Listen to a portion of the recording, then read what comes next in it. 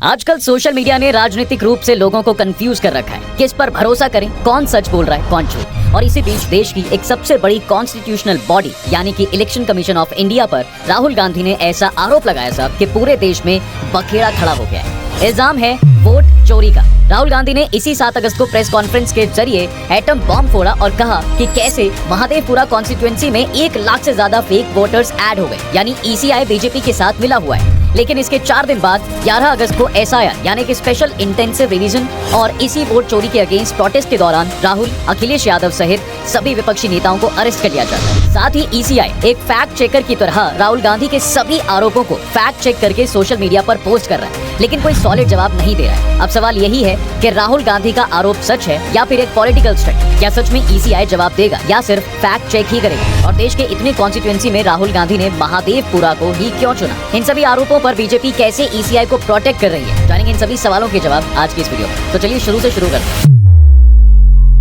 देखिए साहब, इंडिया यानी कि Indian national development inclusive alliance गठबंधन के सांसद बिहार में हुए एसआईआर जिसमें कि 65 लाख वोटर का नाम काट दिया गया और सो कॉल्ड वोट चोरी के खिलाफ प्रोटेस्ट मार्च निकाला गया। ये लोग संसद भवन से इलेक्शन कमीशन ऑफ इंडिया तक जा रहे थे, लेकिन दिल्ली पुलिस ने इन सभी को ट्रांसपोर्ट भवन के पास ही अरेस्ट कर लिया। इस एक्शन पर दिल्ली पुलिस का कहना है कि ईसीआई ने सिर्फ 30 लोगों की डेलीगेशन को परमिशन दी थी, लेकिन ये लोग उससे ज्यादा थे, इसलिए सभी सांसदों को अरेस्ट करना पड़ा। हालांकि 2 बजे तक पार्लियामेंट सेशन स्टार्ट हो गया था, इसलिए सभी सांसदों को पुलिस ने छोड़ दिया ताकि वो सभी इस सेशन में हिस्सा ले सकें। इस गिरफ्तारी पर राहुल गांधी ने कहा कि हमें प्योर वोटर लिस्ट चाहिए और जेल विपक्ष को रोक नहीं सकता। विपक्षी नेताओं के अनुसार टोटल 300 सांसदों ने इस प्रोटेस्ट मार्च में हिस्सा लिया है। अब आपको यहाँ पर एक बात ब्रीफ में बता देता हूँ कि एसआईआर है क्या और सुप्रीम कोर्ट ने इस पे क्या कहा है। एसआईआर का मतलब है स्पेशल इंटेंसिव रिवीजन। इसमें चुनाव आयोग वोटर लिस्ट की जांच और अपडेट करता है। 1952 में पहली बार भारत में बड़े पैमाने पर इंटेंसिव रिवीजन हुआ था। फिर 1956, 1957, 1961, 1965, 1966, 1983-84, 1987-89,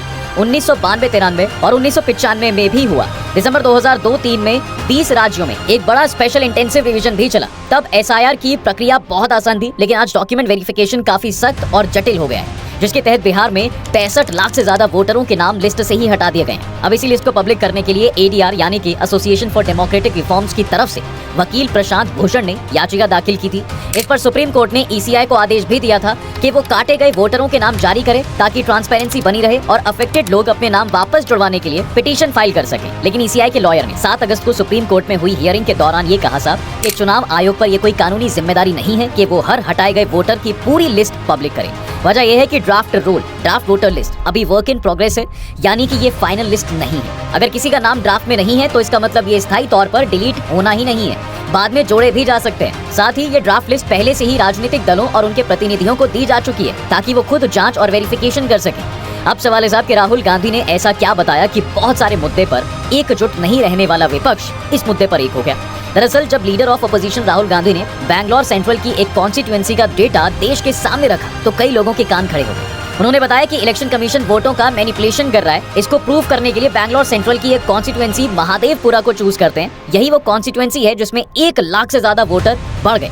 एक एड्रेस पर 80 लोग रह रहे हैं। कोई 70 साल में पहली बार वोटर बना तो कोई एक ही आदमी का नाम कई बूथों पर था जो इन सभी जगह वोट कर सकता था। इस बीच राहुल ने ईसीआई से 5 सवाल भी पूछे। वो सवाल थे, विपक्ष को डिजिटल वोटर लिस्ट क्यों नहीं दी जा रही है? आखिर ईसीआई क्या छुपा रहा है? सीसीटीवी और वीडियो रिकॉर्डिंग क्यों मिटाई जा रही है और किसके आदेश पर? इतना ही नहीं, बूथ पर लगी रिकॉर्डिंग को सीमित समय तक रखने और फिर डिलीट करने पर आपत्ति भी जताई। फिर उनका सवाल है कि वोटर लिस्ट में छेड़छाड़ और फर्जी वोट डालने की इजाजत क्यों दी जा रही है? इसके बाद उनका सवाल है, चुनाव आयोग मुद्दों की जांच करने की बजाय विपक्षी नेताओं को धमका क्यों रहा है? और आखिरी बट इम्पोर्टेंट सवाल कि क्या चुनाव आयोग बीजेपी का एजेंट बन गया है? ये सभी बातें अपने डिनर पार्टी में आए सभी नेताओं को भी दिखाई।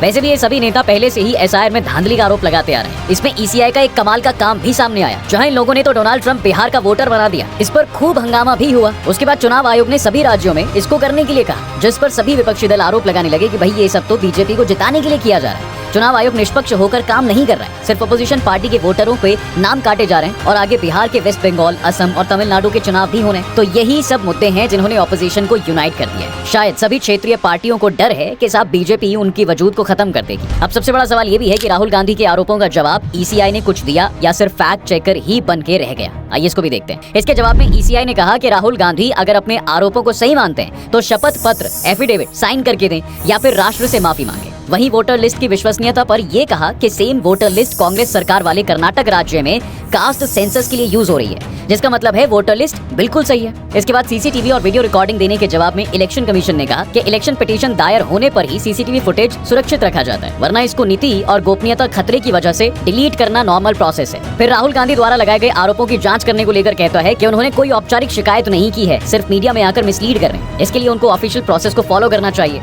इस पर राहुल गांधी ने भी जवाब दिया। उन्होंने कहा कि मैं एक पॉलिटिशियन हूँ और मैंने संसद में संविधान की शपथ पहले ही ले रखी। और अब सवाल ये भी है कि देश के इतने सारे कॉन्स्टिट्यूएंसी में राहुल गांधी ने महादेवपुरा को ही क्यों चुना? दरअसल इसके पीछे की एक वजह हो सकती है यहाँ की स्टेट गवर्नमेंट, यहाँ कांग्रेस की ही है और राहुल गांधी ने सोचा होगा कि यहाँ डेटा निकालना और इसको इन्वेस्टिगेट करना ज्यादा आसान है। लोकल सिस्टम और पुलिस कोई रुकावट नहीं डालेगी। यहाँ उनको वो एग्जाम्पल भी मिल गए जो लोगों को दिखाना था, जैसे एक ही एड्रेस पर 80 लोग, 70 साल में पहली बार वोटर, एक नाम कई बूथों पर। साथ ही ये एक पॉलिटिकल मैसेज देने का भी मौका था, क्योंकि इस क्षेत्र में टेक्नोक्रेट्स, मिडिल क्लास और अवेयर वोटरों की संख्या अधिक है। राहुल का संदेश साफ था, अगर यहाँ गड़बड़ी हो सकती है तो बाकी क्षेत्रों में क्या हाल होगा। अब आते हैं अपने आखिरी सवाल पर कि इन सभी घटनाओं पर बीजेपी का क्या रिएक्शन है। दरअसल साहब, बीजेपी ने राहुल गांधी और विपक्ष के आरोपों को झूठा, मिसलीडिंग और पॉलिटिकल स्टंट बताया है। पार्टी नेताओं का कहना है कि SIR यानी कि स्पेशल इंटेंसिव रिवीजन एक रेगुलर और लीगल प्रोसीजर है, जिसका मकसद वोटर लिस्ट को अपडेट और सही करना है, ना कि किसी राजनीतिक दल को फायदा पहुंचाना। इस काम को करना चुनाव आयोग का संवैधानिक अधिकार है, इसमें केंद्र सरकार दखल नहीं देती है। इतना ही नहीं, बीजेपी नेताओं ने यहाँ तक कहा कि अगर विपक्ष को कोई शिकायत है तो उसे आधिकारिक प्रोसेस के जरिए चुनाव आयोग के सामने रखना चाहिए, ना कि सड़क और मीडिया में राजनीतिक नैरेटिव बनाने